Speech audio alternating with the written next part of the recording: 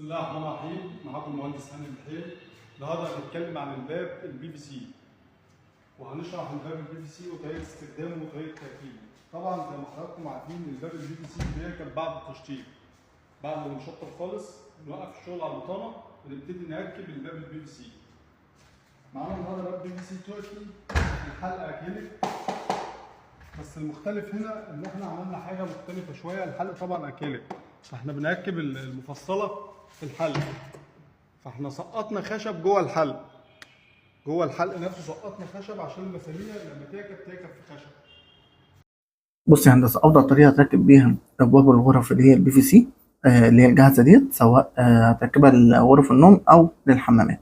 طيب، افضل طريقه هتجيب عود ستانلسين علبه 2 في 2 وتقطعه بالصاروخ نصين على قد التجويف بتاع الحلق من جوه، وبعد كده هتاخد النص دوت اللي حضرتك قصيته دوت، مش انت اللي هتعمله، الصنايعي يعمله خلاص، ويسقطه جوه الحلق بدل ما انت مركب خشب ضعيف جدا طبعا، ومش عامل مع الوقت الباب ممكن يتقطع مره اتنين تلاقيه فقد توازنه ومع الوقت تلاقيه اتخلع. طيب، دي اول حاجه، دي افضل طريقه ودي احسن حاجه. عود الاستانلس يا باشمهندس، لما يتسقط من جوه لو في ميه وقعت في الارض وطالته مش هيصدي ولا هيجرى له حاجه، وفي نفس الوقت طبعا الصلابه بتاعت الباب هتفضل طول عمرها ثابته زي ما هي، لان حضرتك عارف ان الابواب دي بتركب بالفوم ما بتتفكش تاني، وما ينفعش فيها ان هي تعمل لها صيانه باي شكل، لان لو اتعمل لها صيانه النقاشه كلها هتخرب، بمعنى الكلمه هتيجي تفك هتخرب. تمام.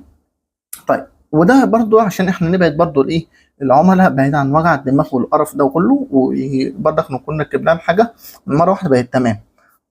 طريقه تانية، في طريقه تانية اقتصاديه اقل شويه وبرضو احسن من طريقه التركيب اللي بتاعت حضرتك اللي هي الخشب دي.